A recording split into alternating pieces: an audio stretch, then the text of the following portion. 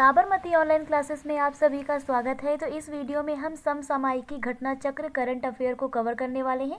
ये हमारी आई दृष्टि की सीरीज स्टार्ट हो रही है। हम पूरी बुक को कंप्लीट करने वाले हैं। तो ये हमारा पार्ट 1 है। अभी जो कॉम्पिटिटिव एग्जाम है उसके लिए सीरीज बहुत ही इंपॉर्टेंट होने वाली है। तो चलिए स्टार्ट करते हैं। तो ये हमारी सेकंड रीडिंग है। तो इसे हम राष्ट्रीय परिदृश्य से स्टार्ट करने वाले हैं और यहाँ पर आप देखें इंपॉर्टेंट केवल फैक्ट को हम कवर करने वाले हैं। तो चलिए देखते हैं। सबसे पहले यहाँ पर स्वच्छ सर्वेक्षण 2023 जो आया, इसके बारे में जानकारी दी गई है कि भाई स्वच्छ सर्वेक्षण 2023 जो आया है ये स्वच्छ सर्वेक्षण का 8वां संस्करण है। तो आपको ये डाटा याद रखना है कि स्वच्छ सर्वेक्षण 2023 जो है ये कौन सा संस्करण है, 8वां संस्करण है। और सातवीं बार इंदौर को मध्य प्रदेश का जो इंदौर शहर है इसको भारत का सबसे स्वच्छ शहर घोषित किया गया है। हालांकि इस वर्ष इंदौर के साथ साथ सूरत, तो ये बहुत इंपॉर्टेंट फैक्ट हो जाता है कि फर्स्ट स्थान पे इंदौर के साथ साथ सूरत जो कि गुजरात का है इसको भी प्रथम स्थान दिया गया है। तो फर्स्ट रैंक पर केवल इंदौर नहीं है, इंदौर और सूरत दोनों हमारे रैंक 1 पर है। रैंक 2 पर कोई नहीं है। रैंक 3 पर नवी मुंबई जो कि महाराष्ट्र का है। तो इस प्रकार से ये 3 इंपॉर्टेंट फैक्ट याद कर लेने हैं। इसके बाद बात करें कि स्वच्छ सर्वेक्षण 2023 में शीर्ष 5 राज्यों को देखें तो सबसे अधिक स्वच्छ राज्य कौन सा है, तो सबसे अधिक स्वच्छ राज्य है ना महाराष्ट्र है। ध्यान देना, आप यहाँ पर इंदौर से मध्य प्रदेश मत कर देना। इंदौर हमारा जो है वो सबसे स्वच्छ शहर है, लेकिन सबसे स्वच्छ प्रदेश कौन सा है, तो वो हमारा महाराष्ट्र है। कौन सा है, महाराष्ट्र है। इसके बाद मध्य प्रदेश सेकेंड नंबर पे है। उसके बाद छत्तीसगढ़, उड़ीसा और तेलंगाना है। अब यहाँ पर यूपी की बात कर लेते हैं। तो उत्तर प्रदेश का स्वच्छ सर्वेक्षण जो है 2023 इसमें राज्यों की सूची में 9वां स्थान है, 9वें नंबर पर है। इसके बाद शीर्ष गंगा के किनारे शहर देख लेते हैं, क्योंकि सरकार यहाँ पर सफाई में बहुत ज़्यादा ध्यान देती है। तो गंगा के किनारे बसे हुए शहरों की बात करें तो इसमें सबसे स्वच्छ शहर जो है वो है वाराणसी, उत्तर प्रदेश का वाराणसी। सेकेंड नंबर पे प्रयागराज, ये भी उत्तर प्रदेश का। थर्ड नंबर पे बिजनौर उत्तर प्रदेश से। फोर्थ नंबर पे हरिद्वार जो कि उत्तराखंड का है। और 5वें नंबर पे कन्नौज उत्तर प्रदेश का। तो गंगा के किनारे बसा सबसे स्वच्छ शहर वाराणसी है उत्तर प्रदेश का। और यहाँ पर आपको याद रखना उत्तर प्रदेश का स्थान कौन सा है, 9वां है। अब उत्तर प्रदेश में हम बात करें तो उत्तर प्रदेश के अंदर अगर हम बात करें कोई शहर है जो स्वच्छ सर्वेक्षण में टॉप 20 में आया है, तो आया है नोएडा। कौन सा आया है, नोएडा। नोएडा जो है इसका 14वां स्थान है। तो यहाँ पर नोएडा आ जाता है स्वच्छ शहर में, हमारा 14 नंबर पर है नोएडा। नोएडा के बारे में एक फैक्ट और याद रखना है कि कचरा मुक्त शहरों की जो स्टार रेटिंग प्रोटोकॉल है इसके अंतर्गत नोएडा को 5 स्टार रेटिंग प्राप्त है। तो जो नोएडा है ना वो 5 स्टार रेटिंग हमारा शहर भी है। इसके साथ यहाँ पर एक हम लोग इसका गीत याद कर लेते हैं। नया संकल्प है, नया प्रकल्प है, ये हमारा इसका मोटो गीत है। किसका, स्वच्छ भारत सर्वेक्षण 2023 का। नया संकल्प है, नया प्रकल्प है, जिसके गायक हैं कैलाश खेर।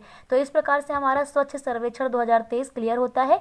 अब बात करते हैं पीएम जनमन की। तो ये योजना है पीएम जनमन। तो पीएम जनमन के बारे में देखते हैं कि 18 राज्य और केंद्र शासित प्रदेश अंडमान और निकोबार द्वीप समूह में निवास करने वाले 75 समुदायों को, विशेष रूप से जो संवेदनशील जनजातियां समूह हैं, यानी कि पार्टिकुलरली वल्नरेबल ट्राइबल जो ग्रुप्स हैं, इनके बारे में है ये। तो पीएम जनमन किसके लिए है, जनजाति समूहों के लिए है। किसके लिए है, जनजाति समूहों के लिए है। ऐसी जनजाति समूहों के लिए है जो विशेष रूप से संवेदनशील हैं। और यहाँ पर आपको ध्यान रखना है 18 राज्य हैं और केंद्र शासित प्रदेश की बात करें तो अंडमान निकोबार द्वीप समूह में निवास करने वाले 75 यहाँ समुदायों को शामिल किया गया है। इसमें याद रखने वाली बात ये है कि 15 नवंबर 2023 को प्रधानमंत्री नरेंद्र मोदी ने जनजाति गौरव दिवस के अवसर पर झारखंड के खूंटी जिले से प्रधानमंत्री जनजाति आदिवासी न्याय महाअभियान शुरू किया है, जिसका यहाँ पर रूप होता है पीएम जनमन। तो पीएम जनमन का मतलब क्या होता है, प्रधानमंत्री जनजाति आदिवासी न्याय महाअभियान। तो इस प्रकार से प्रधानमंत्री जनजाति आदिवासी न्याय महाअभियान, जिसको बोलते हैं पीएम जनमन, ये कहाँ से शुरू हुआ था, तो झारखंड के खूंटी जिले से शुरू हुआ है। प्रधानमंत्री नरेंद्र मोदी जी के द्वारा शुरू किया गया है। और कब शुरू किया गया है, 15 नवंबर 2023 को। तो ये डेट इंपॉर्टेंट हो जाती है भाई, आपसे पूछा जाएगा जनजातीय गौरव दिवस कब मनाया जाता है, तो 15 नवंबर को मनाया जाता है जनजातीय गौरव दिवस। इसी के उपलक्ष्य में प्रधानमंत्री नरेंद्र मोदी ने झारखंड के खूंटी जिले से पीएम जनमन यानी प्रधानमंत्री जनजाति आदिवासी न्याय महाअभियान योजना शुरू की है। तो ये भी आपको क्लियर हो गया होगा। नेक्स्ट यहाँ पर हम लोग अगली योजना देख लेते हैं जो कि है नमो ड्रोन दीदी। कौन सी है? नमो ड्रोन दीदी। तो नमो ड्रोन दीदी के अंतर्गत क्या किया गया है, जो दीदी हैं, जो महिलाएं हैं ना, इनको ड्रोन उड़ाना सिखाया जाएगा। किसके लिए? छिड़काव के लिए, जो खेत में यूरिया वगैरह डाली जाती है उसके लिए। तो भारत की बात करें तो भारत ना उर्वरकों का दूसरा सबसे बड़ा उत्पादक देश है और दूसरा सबसे बड़ा आयातक देश भी है। भारत इसको इम्पोर्ट भी करता है, यानी यहाँ उत्पादन भी ज़्यादा होता है लेकिन खपत भी ज़्यादा है, जिसके कारण भारत आयात भी ज़्यादा करता है।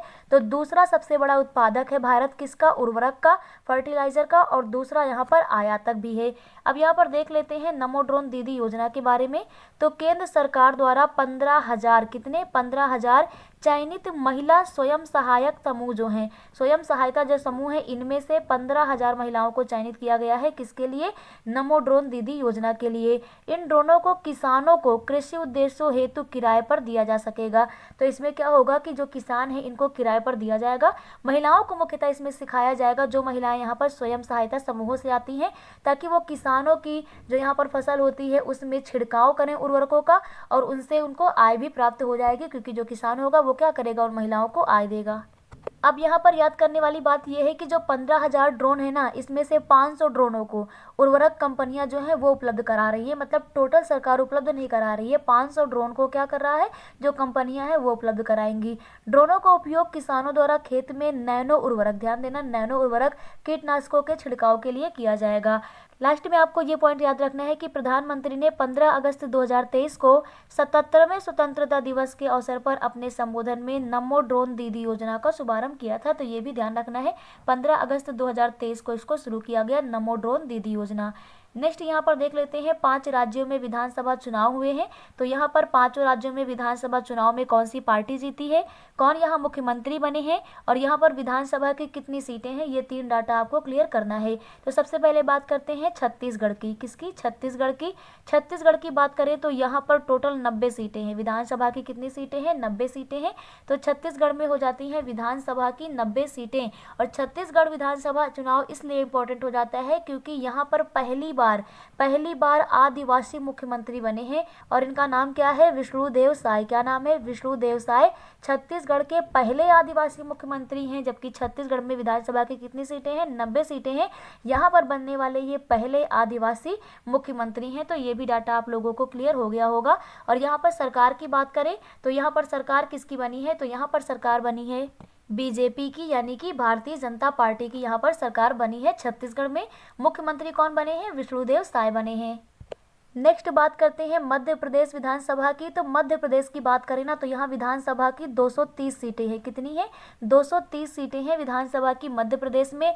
और यहाँ पर मुख्यमंत्री कौन बने हैं? तो मोहन यादव मध्य प्रदेश के मुख्यमंत्री बने हैं, मोहन यादव जी। कौन सी पार्टी जीती है? तो यहाँ पर अगेन बीजेपी की सरकार बनी है। तो ये भी आपको क्लियर हो गया होगा कि भाई 230 सीटें हैं मध्य प्रदेश में विधानसभा की।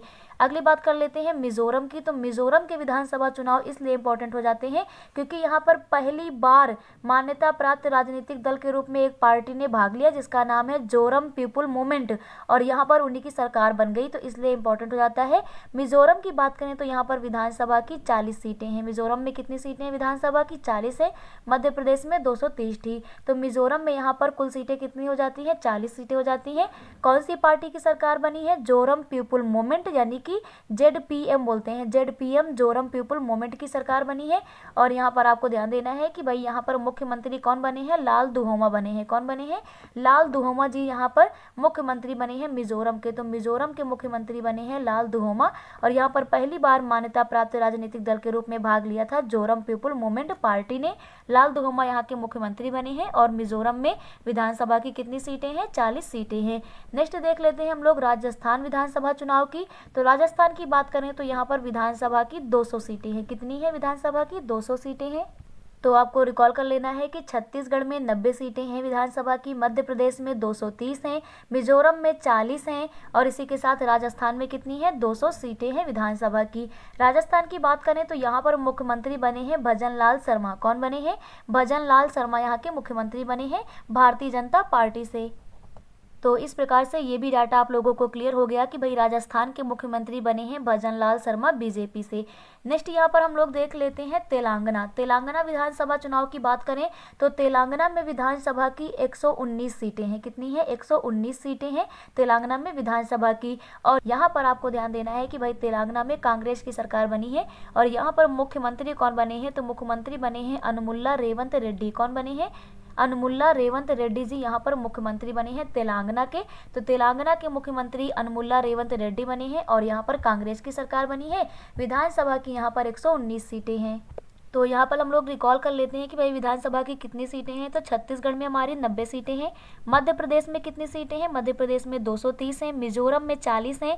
राजस्थान की बात करें तो राजस्थान में 200 सीट है और हमारा जो तेलंगाना है यहाँ पर 119 सीटें हैं। कांग्रेस की सरकार बनी है, अनुमुल्ला रेवंत रेड्डी यहाँ के मुख्यमंत्री बने हैं। नेक्स्ट यहाँ पर बात कर लेते हैं मेरा युवा भारत, जो यहाँ पर पोर्टल लॉन्च किया गया इसके बारे में। तो ये एक निकाय बनाया गया है, स्वायत्त निकाय है मेरा युवा भारत, MY भारत बोलते हैं इसको, मेरा युवा भारत। तो इसकी बात करें ना तो इस जो फ्रेमवर्क है ना मेरा युवा भारत, ये 2047 तक के लिए है। कब के लिए है? 2047 तक के लिए है, क्योंकि हमारी आज़ादी का जो 75 साल पूरा हुआ इसके वर्षगांठ के अवसर पर ऐसा फ्रेमवर्क बनाया गया कि जब हमारी आज़ादी के 100 वर्ष पूरे हो जाएंगे अमृतकाल में, यानी कि 2047 में, तो इसके लिए एक फ्रेमवर्क लाया गया मेरा युवा भारत, जो कि एक स्वायत्त निकाय है। तो इसके बारे में आपको ये पॉइंट याद रखना है कि 31 अक्टूबर 2023 को, भाई 31 अक्टूबर क्यों? क्योंकि 31 अक्टूबर को मनाया जाता है राष्ट्रीय एकता दिवस। तो 31 अक्टूबर 2023 को नई दिल्ली में प्रधानमंत्री नरेंद्र मोदी जी के द्वारा कर्तव्य पथ पर MY भारत यानी कि मेरा युवा भारत, इसका शुभारंभ किया गया है। और जो मेरा युवा भारत कार्यक्रम है यहाँ पर युवा कार्यक्रम एवं खेल मंत्रालय और साथ ही साथ भारत सरकार द्वारा स्थापित एक क्या है? ये स्वायत्त निकाय है। अब इसके अंतर्गत आपको ध्यान रखना है कि जो मेरा युवा भारत यहाँ पर ये मंच है, ये राष्ट्रीय युवा नीति में, किसमें? राष्ट्रीय युवा नीति में जो युवा की संज्ञा दी गई है यानी कि 15 से 29 आयु वर्ग के लोगों के लिए है, यहाँ पर युवाओं के लिए है। इसमें एक टर्म यूज किया गया है फिजिटल। क्या यूज किया गया? फिजिटल। फिजिटल का मतलब है फिजिकल और प्लस डिजिटल, फिजिकल और प्लस डिजिटल दोनों को मिला करके फिजिटल शब्द यूज किया गया है मेरा युवा भारत के लिए। तो इस प्रकार से इतना आप लोगों को क्लियर हो गया होगा। इसके आगे का जो पार्ट है इसे हम पार्ट 2 में कवर करेंगे। Thank you.